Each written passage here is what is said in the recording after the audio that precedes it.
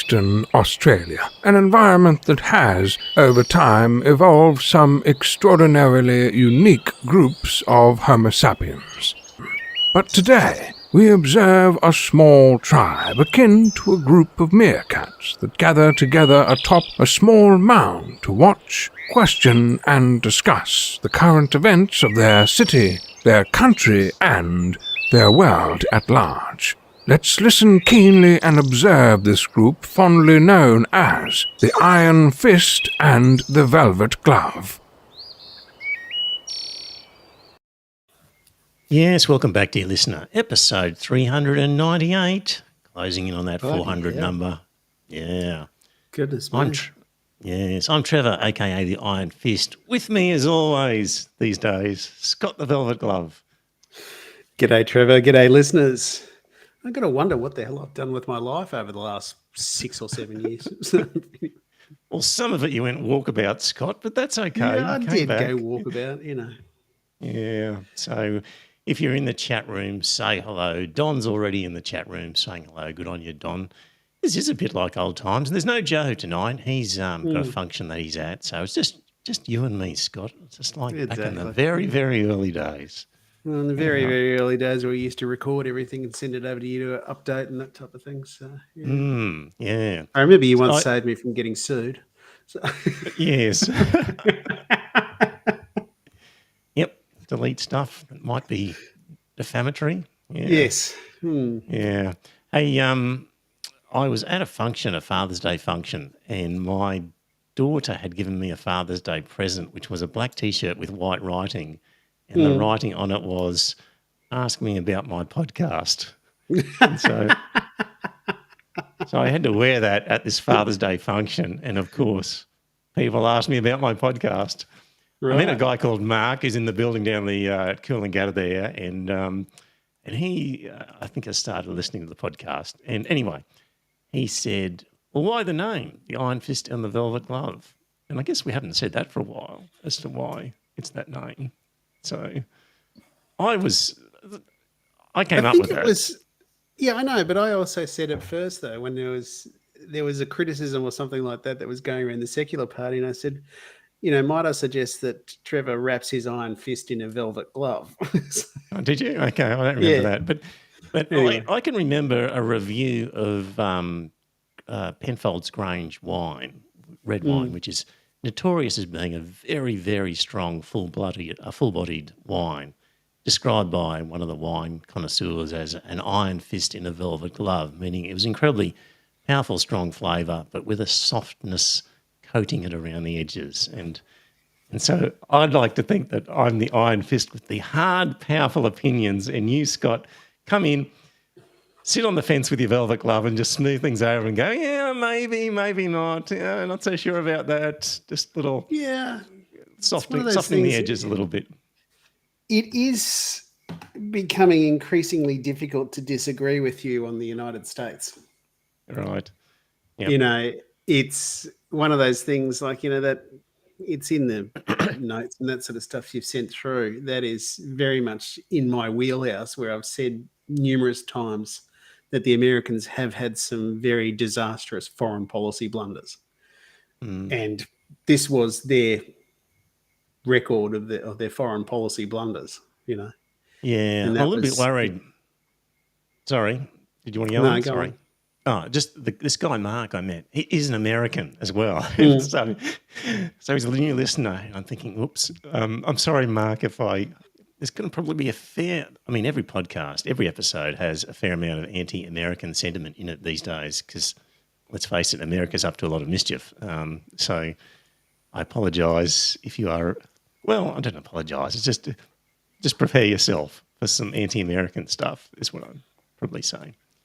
James is in the chat room. He's saying hello as well. So what are we going to talk about? We're going to talk about the Echidna Strategy, which was a book that's come out by a right-wing commentator about AUKUS, essentially. We're going to be talking about BRICS expansion and a little bit more about property and Sydney property and intergenerational issues, a bit about the media and propaganda, maybe an update or another view on the Ukraine, just to clear up whether it was provoked or unprovoked. See how we end up. So yeah, we'll get started. And Scott, there's a book come out by a guy called Sam Roggeveen, Roggeveen. And I have already ordered it. Have you? I ordered that because I heard about it on one of the podcasts I listen to every day. I couldn't remember if it was the ABC or 7am who was doing it. And I thought to myself, that sounds very interesting. So, I read a review by Gareth Evans, former cabinet minister during the Hawke Keating governments. I think he might have been Foreign Affairs at that time. I think he might have been. So he's reviewed the book. So the thing about Sam Roggeveen is this guy's from the right-wing camp. He's a member of the Lowy Institute.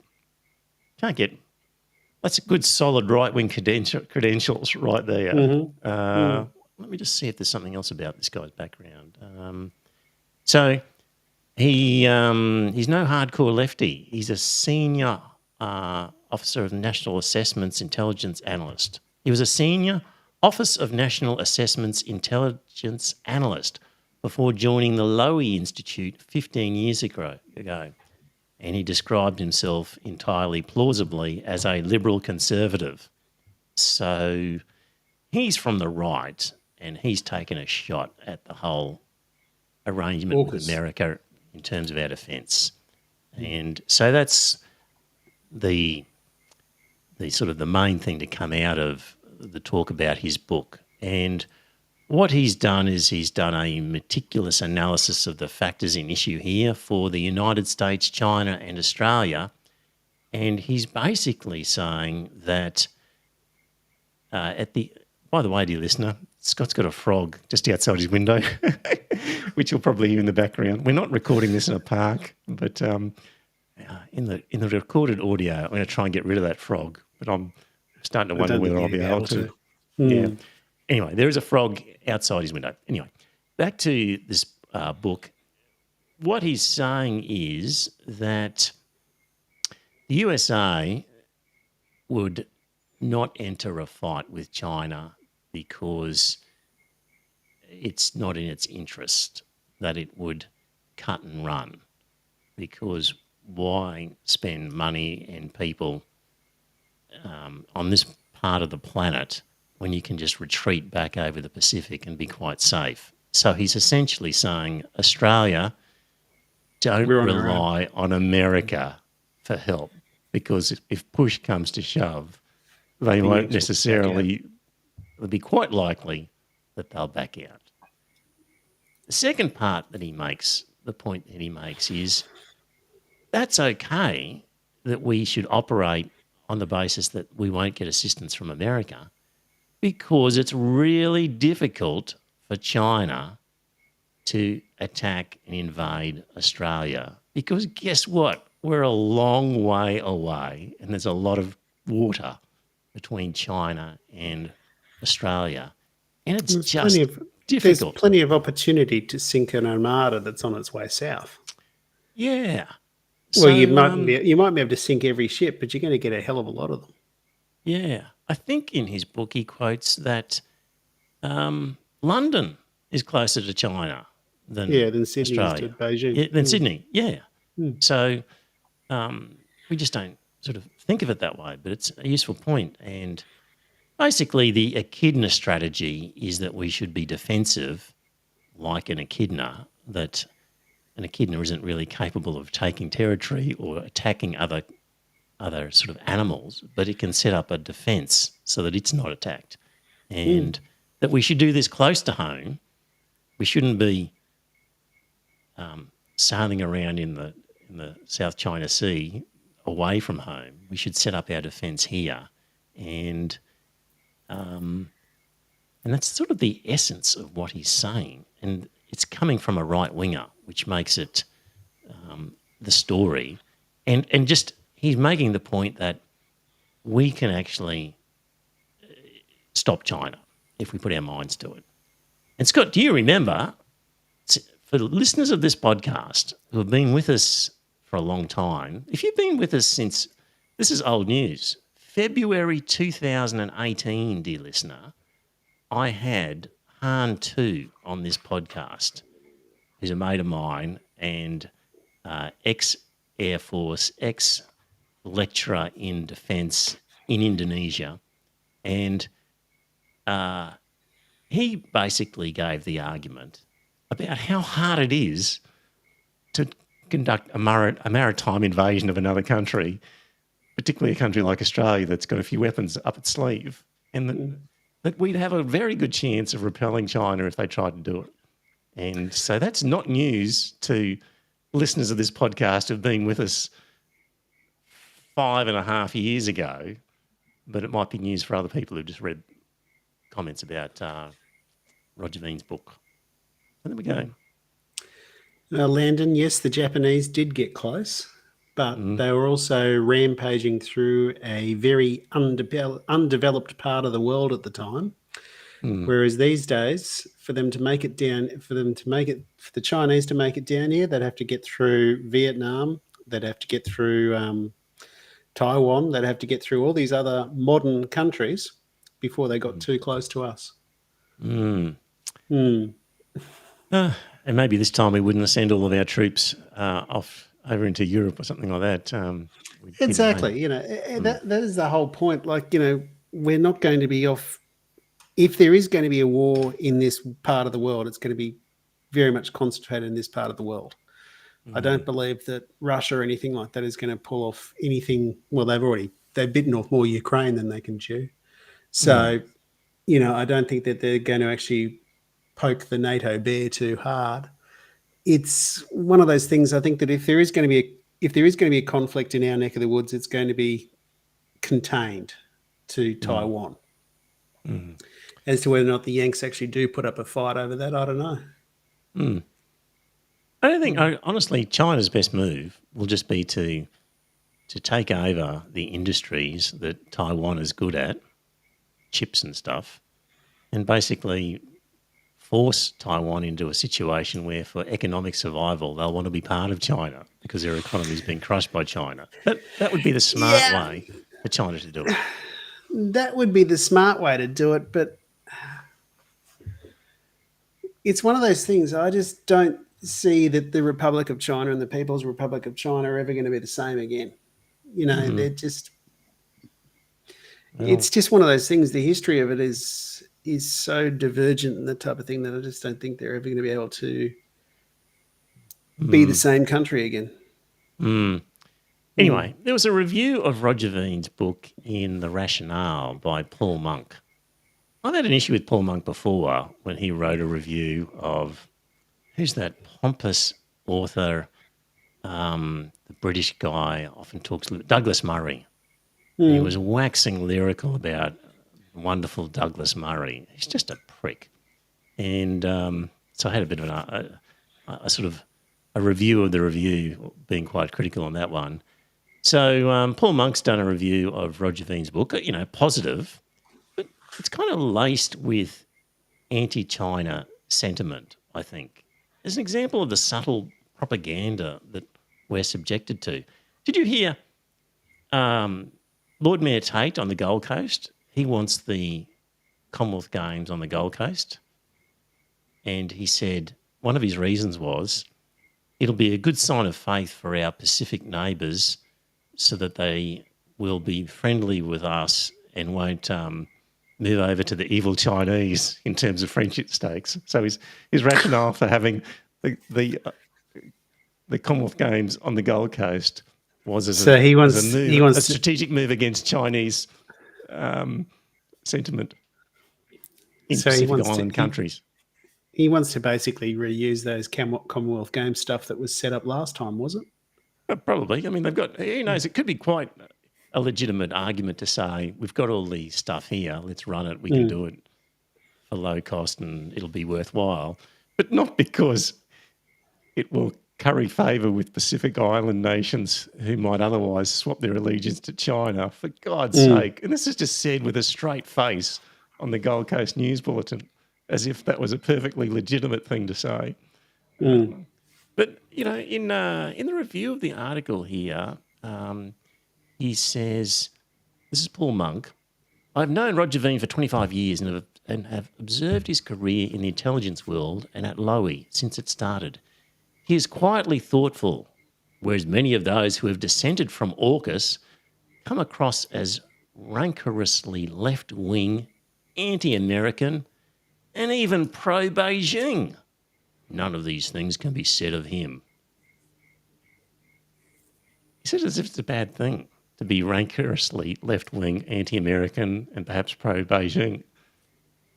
This is kind of anti-China sentiment that just gets thrown around everywhere. You might have very good reasons as a rational person to be rancorous. Rancorous meaning a rancorous argument or person is full of bitterness and anger. You might be left-wing and you might be anti-American, but there's a perfectly rational decision. He says it as if it's sort of a bad thing. And there was an article, again, in John Menatu blog by Dr. Mike Gilligan.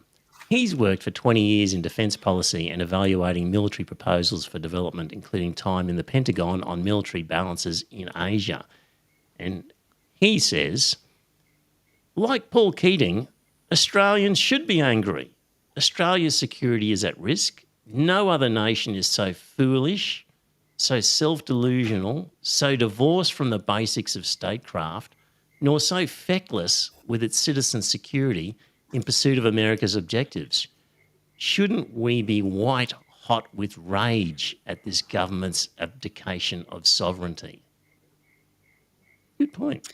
That's the only thing I don't understand with this is the abdication of sovereignty part. I understood exactly what he was saying there, but not the abdication of sovereignty.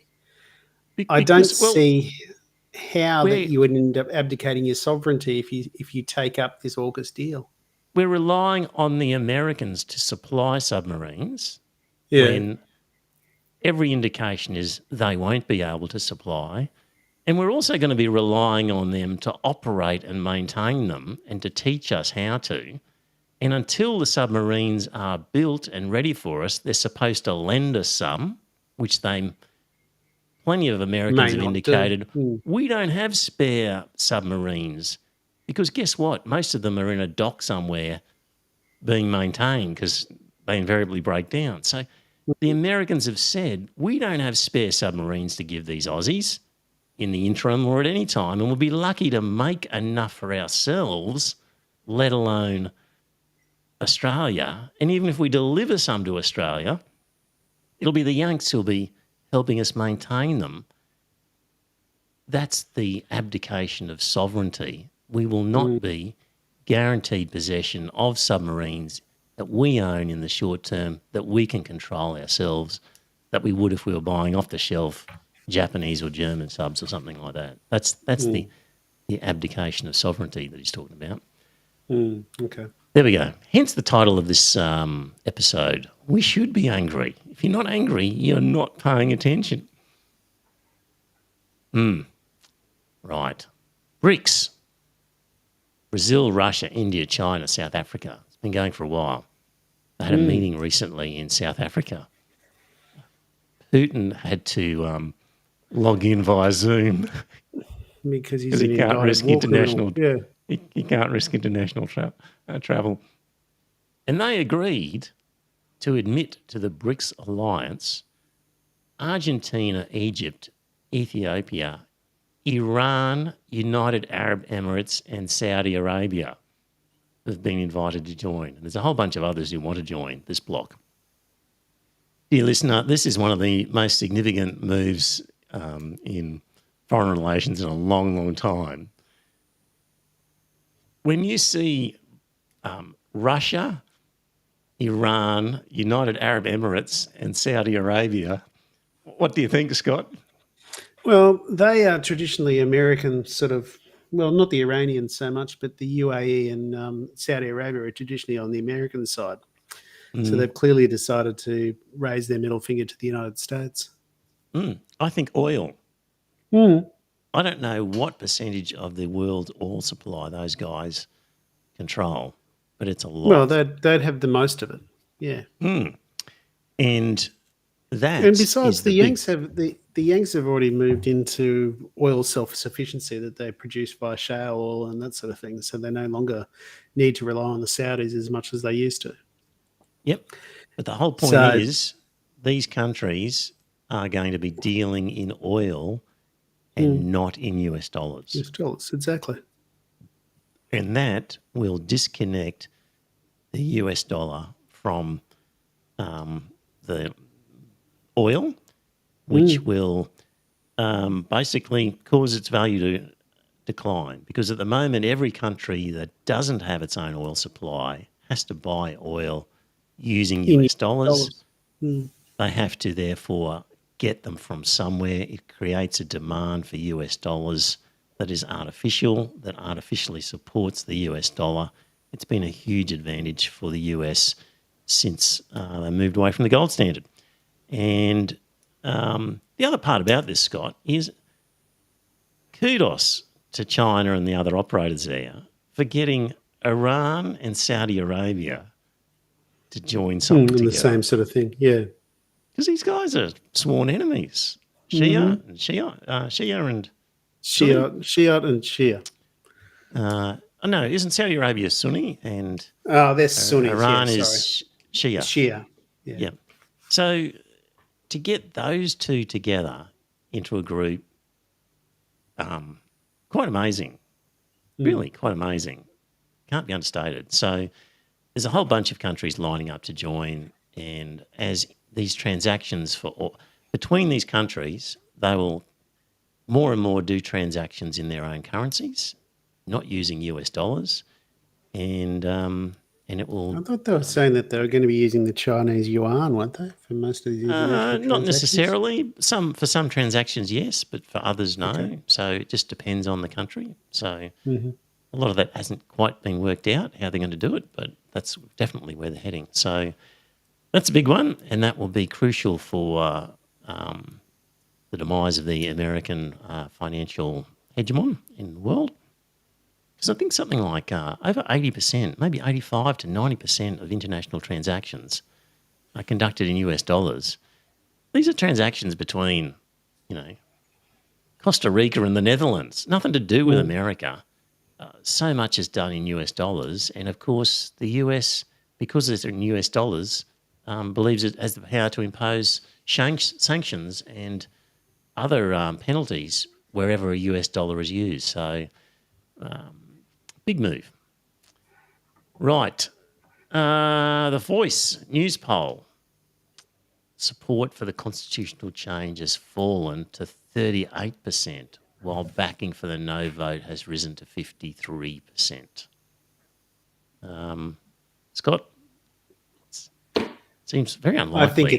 I think it's highly unlikely it's going to win. I think it's going to be defeated. You listener, I did an interview with Paul from Canberra today. It went for an hour and a half, and my goddamn Zoom recorder, for some strange reason, only kept the first 30 minutes. So I'm going to release that as a little bonus during the week on The Voice. And then next week, I think Liam, who debated you, Scott, on the Greens, he's a yes voter and he wants to debate me on The Voice. So I think next week we'll probably have Liam join us to talk about The Voice. So, dear listener, if you're out there and you think that there's a concept in The Voice that has not been discussed and you want to join the conversation, let me know during the week and you can join in as well. Email trevor@ironfistvelvetglove.com.au and we will make an arrangement. So, right, that's on the cards. Also, polling so that support for the coalition has reached its highest level since the federal election last year. The opposition now leading Labor 37 to 35 on primary votes, but Labor still leading on two-party preferred 53 to 47. I reckon, Scott, it's going to be tricky for Labor at the next federal election, despite how hopeless Dutton and co are. Yeah, I know that, but it's. I would have thought that sort of support is not uniform across the whole country. I would have thought that that support is in places where I live and that type of thing. That you're going to have an increased coalition vote up here than what you'd have down in Brisbane. Now, Brisbane, you know, I don't believe those 3 Green seats are going to be permanently held in Brisbane. Right. But I don't believe that they're just going to switch back to the coalition either. You know, I reckon if somebody voted Green at the last election, nothing has happened that would make them want to vote Labor. Yeah, I know that because you're a Green. But if you think about it, if somebody had actually voted Green at the last election, what possibly has Labor done that would sway them to vote Labor instead the next time? Possibly not a hell of a lot. But what I'm saying is that they're not going to just switch back to the coalition. No, they're not going to do that. No. But they were really former Labor voters who became Green voters. Yeah, I don't think there's any doubt about that. So it's not really a question of switching back to the Liberals. No, but they got that seat out in the western suburbs that's name escapes me. That was a Liberal seat. Ryan. Yeah. That's where I am. They got that. Yeah. They got that seat. Now, that is... I honestly believe that had you have had a decent Teal candidate and that sort of thing running in that seat, they would have picked that seat up. Because I honestly believe the people... You know, it's one of those things like we are already living through the effects of climate change right now. You know, it's getting bloody hot and it's getting hotter. And this summer is going to be a disaster for us. You know, they're already putting out bushfire warnings for Brisbane and that type of thing. And I just think to myself that that is why people voted Green last time, because they thought to themselves, we've got to get something done, so we're going to vote Green. Do I actually honestly believe that they're going to go back to the coalition? No, not in the first couple of terms. But is there enough to make them vote Labor? Well, possibly not. I don't see anything. I don't think. Yeah, so it's one of the. At least they have legislated that there's going to be a 43% reduction and all that type of thing in our carbon dioxide outputs. I think when these stage 3 tax cuts just keep rolling through, and that will with actually hurt them. With AUKUS and just and basically with interest rates crunching people and people feeling economically worse off, and also, you know, Albanese is going to own this recession, whether he likes it or not. By the time of the next election, he won't be able to say, oh, it's all Liberals' fault. And there'll be a lot of people experiencing a lot of pain with higher interest rates who are going to go, well, after 3 years of Labor, I'm a lot worse off. Yeah, but I honestly don't believe they can actually blame the Labor government for raising interest rates. No, but people will blame Labor for their discomfort. I say, well, you guys are in charge and you've been there for 3 years and I'm feeling really sore in the pocket. So I just think they've thought they were going to cruise to a second victory and they're going to end up having to do a lot of negotiating. They're not going to cruise to a second victory because they haven't actually... I think that they still will win next time, but it's one of those things. I don't believe that they're going to actually turn the Senate or anything like that. I think the Senate will probably get another tinge of green to it. And what am I trying to say? It's just that they haven't actually taken the bull by the horns. They haven't actually attacked the stage 3 tax cuts, and they didn't actually walk away from AUKUS, all of which they could have done. They could have actually said, look, we can't afford the stage 3 tax cuts and AUKUS, so we're going to can both of them. And we've also got to get our debt under control and that type of thing. And then they would have already got a hell of a lot more voters behind them if they did that. It's going to be a lot of pissed off Labor voters. I think there are. A lot of former members. Yeah, I know, like yourself. And that's one of those things. It's just... one of the reasons, dear listener, why I've actually been advocating a vote for the Greens this time is not to actually permanently do it, just do it for the next couple of terms, just to put the fear of God into the hands of the Labor Party. Very good. Just want to return to property, and this was an article from The Guardian. So a household earning the median income of 105,000. So that's the median household income, dear listener, 105,000, can now only comfortably afford 13% of homes on the market, according to property data company PropTrack. Now, that's on the basis that they say they assume that a house is affordable if a median household does not need to spend more than 25% on mortgage payments after putting down a 20% deposit. So that's their sort of definition.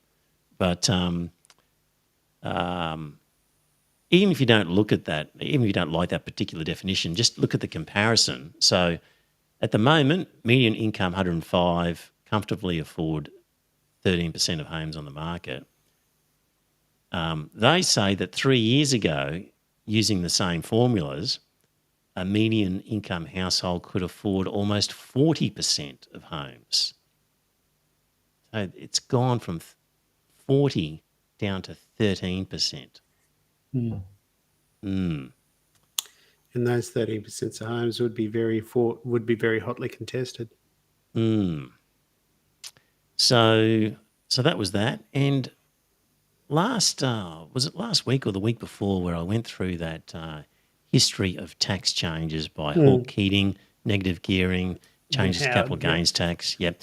And there was a section in there that I forgot to talk about. I'll quickly mention it now. It's from that same academic paper. And what it said was that in 2015, 2016, the proportion of overall mortgage credit going to landlord investors stood at 35% Australia-wide. So back in 2015, mortgage credit to landlord investors, that was 35% of the overall mortgage credit. 65% must have been residential mortgage. So that 35% was 3 times higher than the USA, UK and Canada. And in Sydney, it was actually 50% of the Sydney market was landlord investors. So if 35% was already 3 times, that means that the UK, Canada, USA, normal landlord investors is somewhere around 12%. And in Sydney, landlord investors as a percentage of the mortgage market, 50%. Almost that's 4 times. Yeah, it's 4 times higher. Yeah. Of all apartments in Sydney, 49.6% are owned by investors. Holy smokes. That's apartments. There's your property problem right there, dear listener. An intergenerational report came out from the Treasury. Yes, and that was quite depressing reading, wasn't it? It was. And what they're saying is that baby boomers, guess what? It's all good at the moment. No pressure on the pension system. Looking down the track. Gen X has got a problem. Well, yep. Or even the generation next after that who don't own property. Because here's an example. At the moment, so lots of people still get at least a full or part age pension, even with super. At the moment, the full age pension for a single person is $27,600 per year. For a couple, it's $42,000. Rent assistance might add a further $4,500 per year at best. According to CoreLogic, median rent across the country is about $30,000 in annual rent. So we are saying in the pension system, well, you get $27,000 for a single, $42,000 for a couple. We'll give you $4,500 if you need rent assistance. Meanwhile, median rents are around $30,000. $1,000, yeah. So the system at the moment basically assumes that most people own their own home and are relying on, and are not relying on the pension to pay for their Rent. mortgage or rent, Mm. which would be the case in most cases. So, so as the population who can't afford to buy a home ages and enters retirement, they're going to be really screwed because the amount of rent assistance that's traditionally available, in addition to the pension, is a piddly amount that's nowhere near what you need. I don't know how people survive at the moment, Scott, I don't know. Those numbers really frightened me. who are You know, retired. now I've got a place and all that sort of stuff which I own, but you know, I couldn't understand how anyone could retire and just rent. You know, You'd have to be out whoop in the cheapest accommodation possible. and they'd be so far away from hospitals and everything else. So, see, decades of neglect are all going to come home to roost. Probably when the last boomer dies. Here's my tip. Where are we up to? 8:08. We've got to try and get more positive on this podcast, but it's hard to, Scott. Well, the intergenerational report was quite depressing. I haven't read the whole report. I've only read snippets and that sort of stuff. Yeah. But, you know, when you actually look at it, it's getting really very ugly. Middle ground mistake. So I have been recommending Decoding the Gurus, and both listener Liam, who debated you on the Greens, he's a bit of a fan of Decoding the Gurus, but he and I were both a bit disappointed with their approach to Noam Chomsky when they get into sort of politics. Matt particularly likes to say that they're in the centre on a lot of issues, or maybe slightly centre-left, but in the centre. And Caitlin Johnston makes the point that one of the worst mistakes you can make when formulating your understanding of the world is to begin with the assumption that the truest and most accurate position must lie somewhere near the centre of the two major political perspectives you see laid out around you. And in short, she's saying that really the left and right-wing parties, whether they're Republican, Democrat, Liberal, Labor, are way over to the right, and there's a limited Overton window there of accepted discourse. And if you think you're in the middle of that is a good place to be, you're ignoring the propaganda and the system that has driven the discourse so far to the right that the centre of both of the parties is a very right-wing position, is what she's saying. And she says the majority of people have been duped by propaganda into espousing mainstream political perspectives. Those with an accurate read on things will necessarily be a small fringe minority until the dynamic changes. So you'll have to get comfortable rejecting mainstream orthodoxies, dismissing mainstream media, and shunning mainstream politics, because those things are inseparably interwoven with the matrix of deceit by which our rulers have pulled the blindfold over this civilization. There we go. So that was her talking about holding a centrist, middle-of-the-road position is not necessarily where you should be. Scott, you think you're becoming more to the left, middle? What do you think of her comment? What do you think of her comment that the left and the right, Labor, Liberal, Democrat, Republican, are way over to the right? What do you think of that as a No, I think that's accurate. I think it's accurate for sure. You've only got to look at the British Labor Party. It's no longer a patch on what it was. You know, and you've only got to look at our Labor Party with the stage 3 which tax is not a cuts patch on what and it is. AUKUS. Yeah. She also really goes to town on America a lot in her writing. And Yeah, she does. but she's really making a correct point. Yeah, I know she is. It's one of those things. It's like I've said many, many, many times before. The Americans have been historically responsible for some absolute disastrous foreign policy blunders, Mm. and she's highlighted them there. Yeah. I'll just read some of her highlights. Whenever I say the US is the most tyrannical regime on earth, I get a lot of objections from people. And these are always people who simply haven't thought very hard about the horrific realities of US foreign policy. Sure, you can name some governments who are more brutal and oppressive towards their own citizenry than Washington, but you can't name any who are more brutal and oppressive overall when you zoom out and look at the big picture. The United States is currently circling the planet with hundreds of military bases and waging wars which have killed millions and displaced tens of millions just since the turn of the century.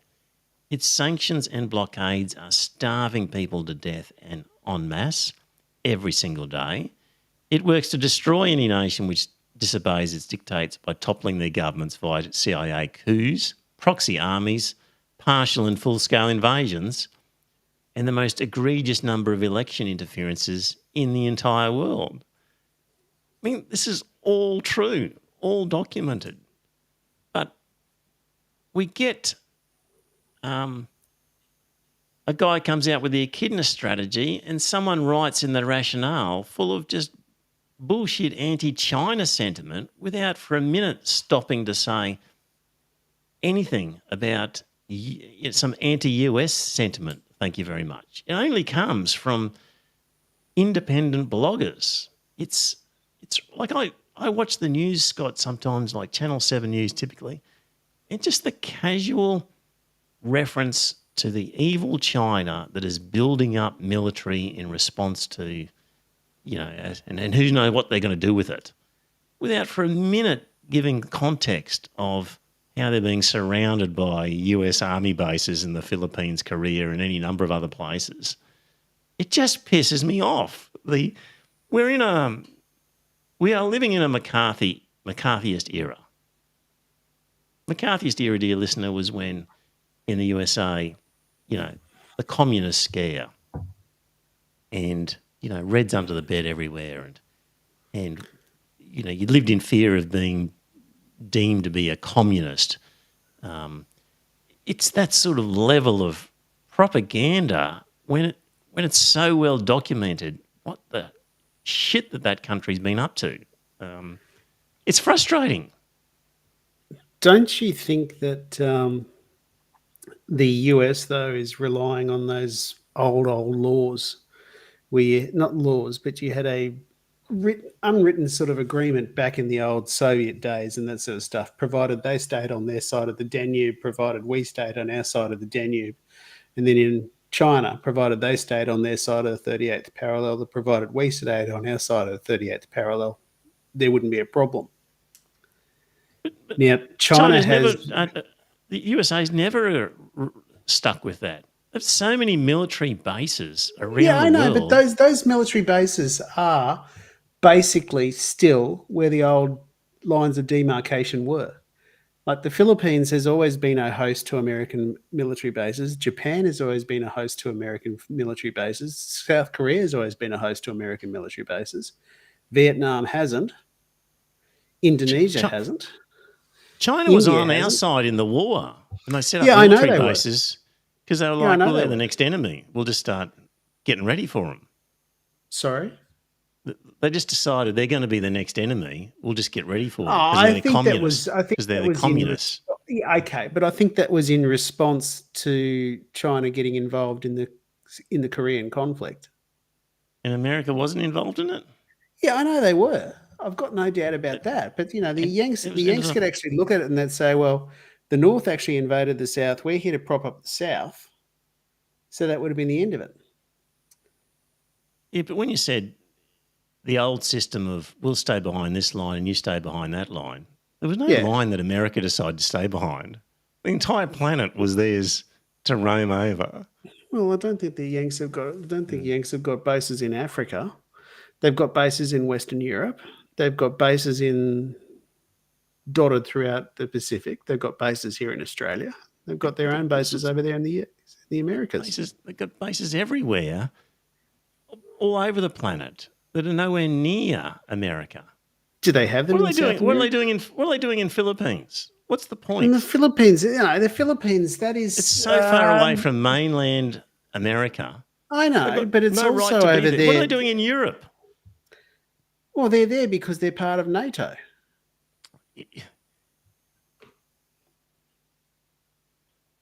And they're so far away from their own territory. But my point is, they feel they can roam anywhere on the planet is fair going for them. Yeah, I don't disagree. They haven't been hiding behind any line under some gentleman's agreement. We'll stay behind this line, you stay behind that line. That has not been I think a they strategy. have actually followed that strategy of the 38th parallel. They haven't actually crossed that line.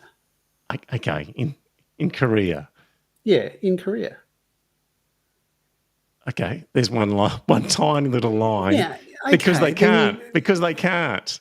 I mean, they tried to. Yeah, I know, because that would what do you mean? They tried to. Sorry?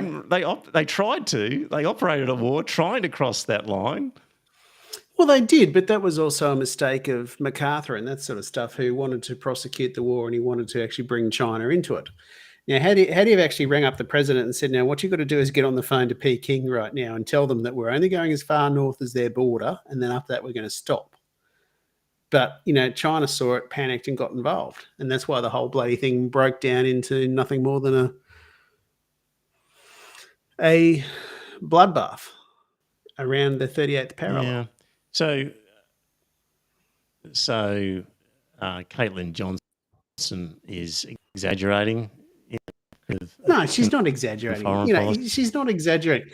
She's not exaggerating because those election claims are accurate. They did actually get involved in South America and they did fuck it up very badly. I honestly believe they're going to screw up Iraq too. I had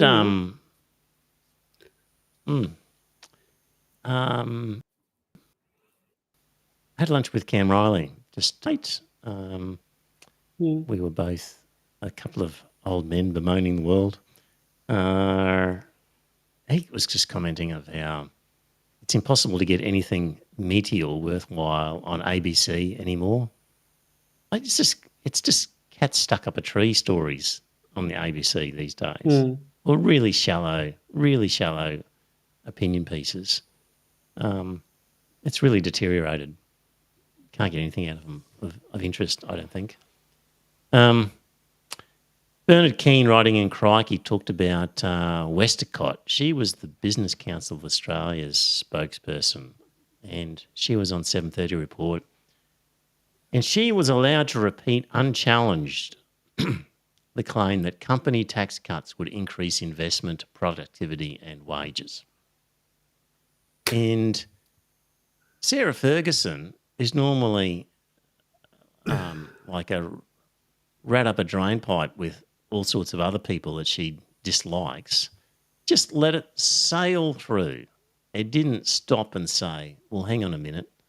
There's any number of studies that have shown that, in fact, company tax cuts do not increase investment, productivity and wages. And it's just pocketed by the shareholders. But it was just allowed to sail through. She's super aggressive to some people, but just let this Business Council woman, Westacott, sail through. And then, of course, other journalists pick up on it and in the following days are questioning the Treasurer and saying, oh, well, the Business Council says you should be lowering taxes because of, to increase investment, productivity and wages. Are you going to do it? Without any analysis of what a shitty suggestion it was. And it's now an issue that supposedly Chalmers has to deal with just because some lobbyist spinning the line for her group comes up with the same shit they've come up with for the last 10 years, repeats an idea that's rubbish, and it gets a life of its own that people have to deal with. That's just a failure of this media class to turn around on Westacott and say, hold on a minute, you've been saying that crap for 10 years. We know that that is not the case. Got anything new to say? So he concludes, Bernard Keane saying, "This is the theatre of the absurd stuff. A pack of profiteers and gougers simply repeats the same drivel it has been uttering for at least a decade, slaps a different name on it, has it covered straight-faced by journalists who pretend they've never heard it before, leading to other journalists to quiz politicians about it as though it's a legitimate matter of public debate, prompting chin-stroking commentary about the terrible state of politics. It's entirely vapid at best and deeply disingenuous at worst, a reflection of how shallow, amnesiac, and incapable of original thought and scepticism mainstream media journalism is, that this circle jerk constitutes economic debate in Australia." That's good. That is good, Bernard Keane. Now, Bernard That's the sort of Keane writes for colourful Crikey, language. doesn't he? Yes, that's the sort of colourful language we need. Yeah. This circle jerk constitutes economic debate in Australia. Someone should make a T-shirt out of that.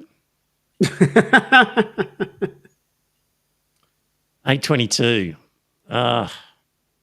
Ukraine. What do the people of Ukraine want? What did the people of Ukraine want? From the John Menadue blog. Alison's just arrived in the chat room. No doubt. G'day, Alison. Heather, her G'day, mother. Bev. Bev, sorry, is listening as well. James is still in the chat room. James made the comment the Philippines and Japan were occupied and the US never left. Right.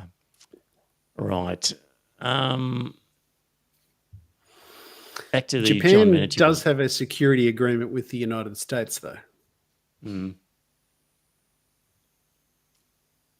By Anyway. choice. Yeah.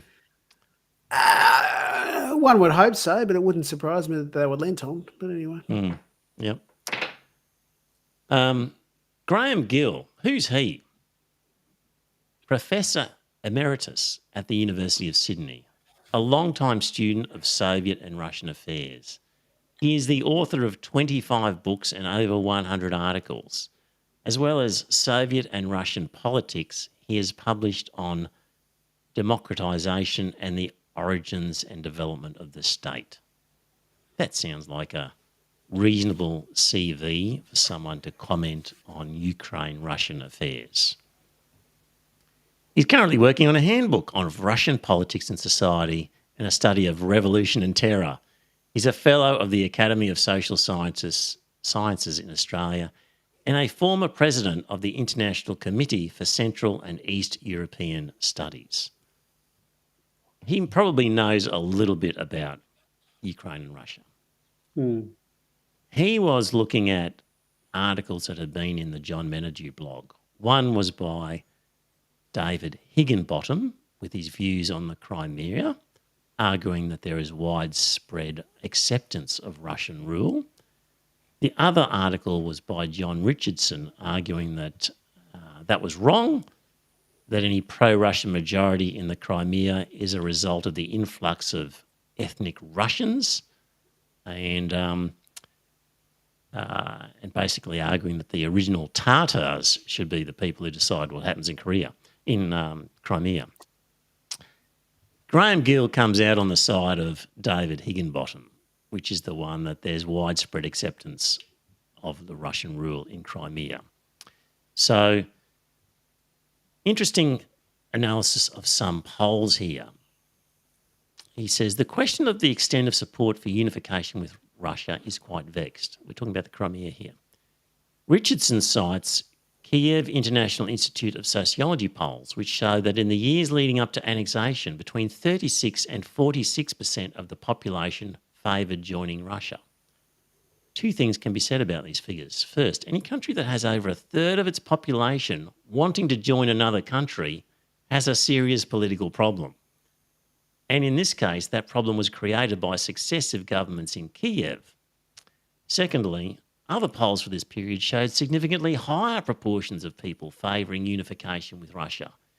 In 2008, a Ukrainian Centre for Economic and Political Studies poll showed around 63% support for joining Russia. A UNDP study in 2011 showed 66%. And in 2014, a German poll had the figure at almost 71%. So certainly during this time, a US aid-funded poll set the figure at only 23%. But this just goes to show how uncertain the whole area is. But a bunch of polls showing in that period around 2008, 2011, 2014, in the Crimea, numbers like 63, 66 and 71% of the population of Crimea wanting to be part of Russia. So factor that into your Ukrainian thoughts about... But I think the Donbass is an entirely separate issue, isn't it? Yeah, well, it would be. But let's just... we've got something on Crimea here. Yeah, no, we've got And something so we're on just Crimea, dealing with that. which I don't, as much as it pains me to say this, I don't disagree with them there, because Crimea has, well, it was the only warm water port that the Soviet Navy had and that type of thing. And I think Mikhail Gorbachev said before he died that he saw that Crimea should be part of Russia, blah, blah, blah, blah, blah. Mhm. So I think to myself, you've got to take the last reasonable bastard that was running the place, and you've got to, if he makes a statement, you should be listening to him. Mm. So I can actually agree with them taking Crimea, but I don't agree with the Donbass. You know, He also because that goes would on to just- say that after the Russian invasion, there was a Russian-sponsored referendum. There are good grounds for you viewing this result with considerable scepticism, given the domestic And I do. situation in Crimea, including the pressure applied. However, a series of polls taken after the referendum by reputable polling companies, Gallup, Pew Center, and Levada Center, all showed overwhelming support for the decision to join Russia. So that was post the Russian invasion. Just some more polls. So just add all this into your thoughts about it. What else does he say? There was an unhappiness in the Crimea about the absence of effective regional autonomy.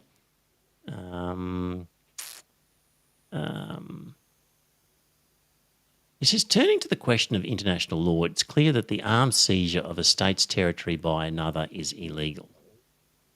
This applies as much to Crimea and Russia as it does to Kosovo and NATO intervention in 1999.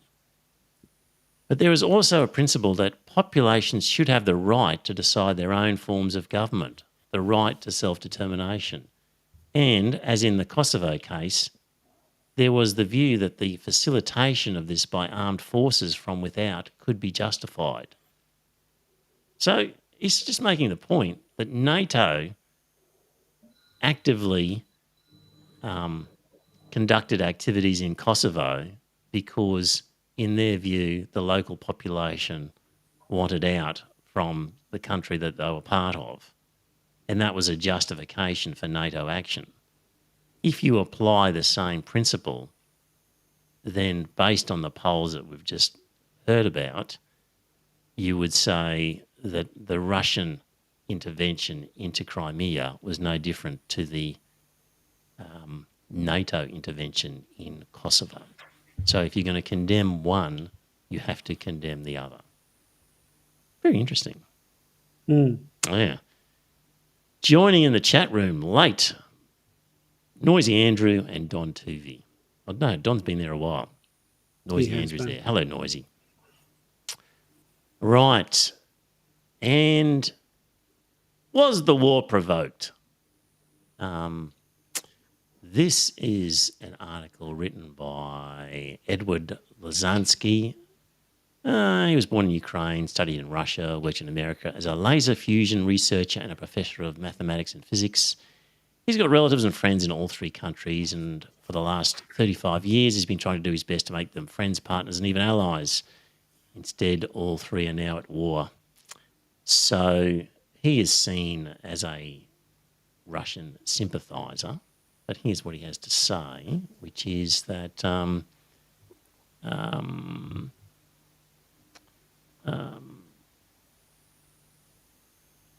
so in May 93, we organised a trilateral meeting on Capitol Hill with legislators from the US Congress, Russia's Duma, Ukraine's Rada to discuss what the US were prepared to do to help Russia and the Ukraine in their transition from communism to democracy.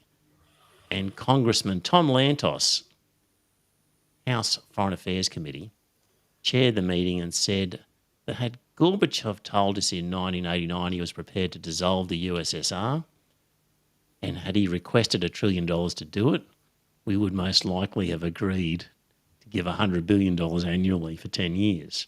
However, as it turned out, the Russians did it all by themselves, so why spend US taxpayers' money when the job was already being done? You're on your own, guys, said Lantos. And other senior people, CIA director, said the same thing. You're on your own. But it was a bit misleading because the US did not leave Russia and Ukraine alone. Yankees didn't go home. Billions of American tax dollars were poured into Ukraine, not to boost its economy, but to reform public opinion that at the time was predominantly in favour of a neutral status and was against joining NATO. This is well documented. This propaganda money was spent by America in the Ukraine. It was Assistant Secretary of State for European Affairs Victoria Nuland who admitted that we have invested over $5 billion to assist Ukraine in these and other goals that will ensure a secure and prosperous and democratic Ukraine. In reality, the purpose of this money was to drive a wedge between the two Slavic nations and push Ukraine into NATO. The money plus funding from Soros, Canada and other Western countries helped instigate the Orange Colour Revolution in 2004 to bring a pro-NATO government into power. They succeeded, but the anti-NATO mood in the country remained strong. Therefore, a second revolution was needed. This time its name was Maidan, and it was Victoria Nuland who coordinated it on location in Kiev while constantly reporting and getting input from Joe Biden. Needless to say, the new Ukrainian government that was selected by Washington immediately declared its intention to join NATO. There is no doubt that if not for this coup, there would be no war in Ukraine today. But it's no surprise that the White House, a bipartisan majority in Congress, and think tanks that are funded by the military-industrial complex are blaming it all on Russia. So there's another view of how this all came about.